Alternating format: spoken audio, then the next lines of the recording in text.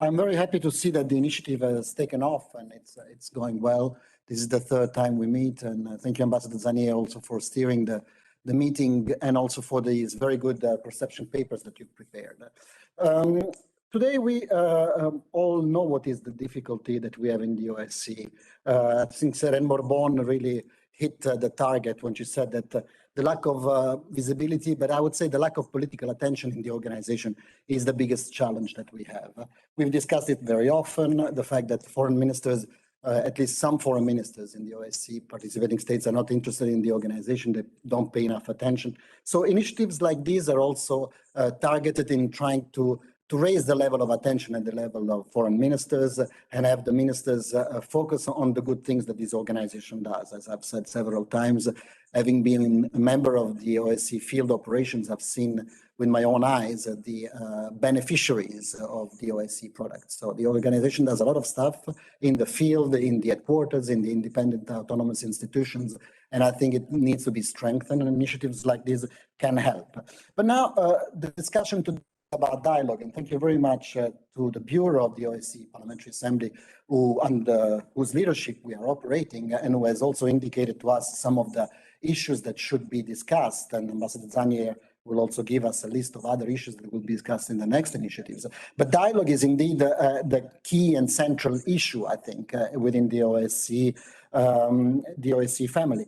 And my experience in Southeast Europe, I've been directly involved in a dialogue between Albanians and Serbs, is that dialogue requires a lot of nitty and gritty work and a lot of intellectual posture, which I will come to later on.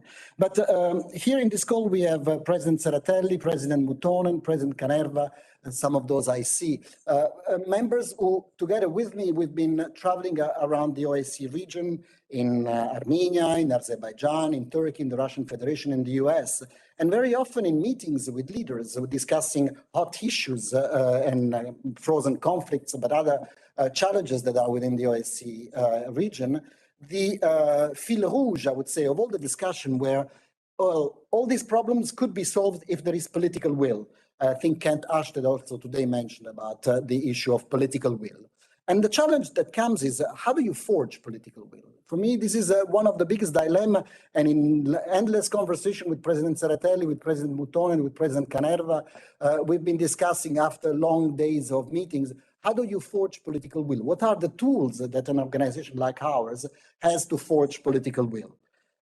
Some say the use of strength. You can use sanctions as a tool to forge political will with a participating state who is not playing by the rule book.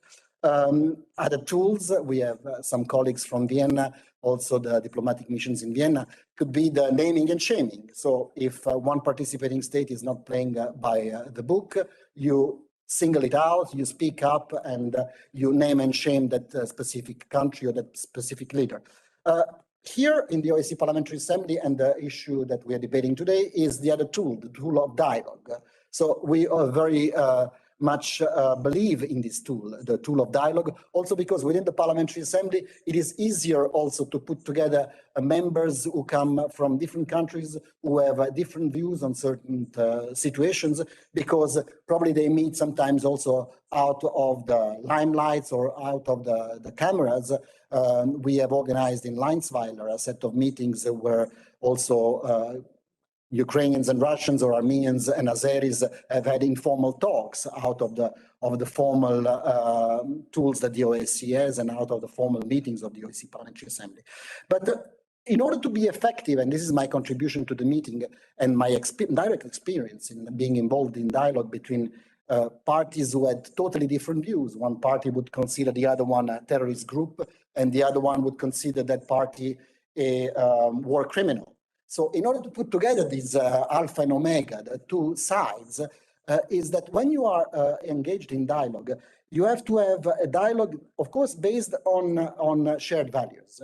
And this is something that we should never step back. I mean, our shared values is something that we have to treasure and always call whoever is at odds with those values, with those commitments, to call them for what they are. They are at odds with the commitments.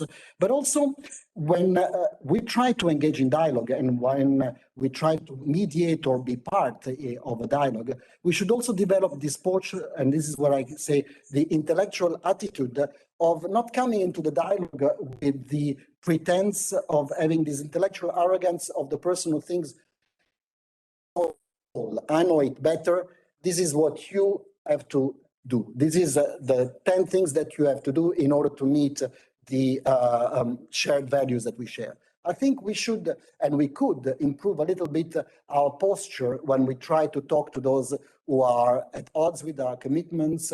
And so also an exercise of maybe more humility, but also firmness on the principles, but also stretching a hand, trying to build bridges with those we have difficulties. So my contribution would be, let's try to also try to see if what we have used so far in order to improve dialogue has not worked, because the kind of answer we get is always that we bounce back.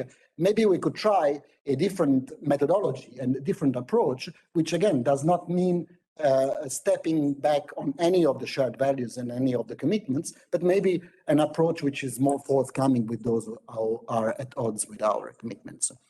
That's my contribution, but this is an intellectual discussion, so it's a contribution also not only as Secretary General of this organization, but also as a former field officer involved into building bridges between opposing sides. Thank you very much.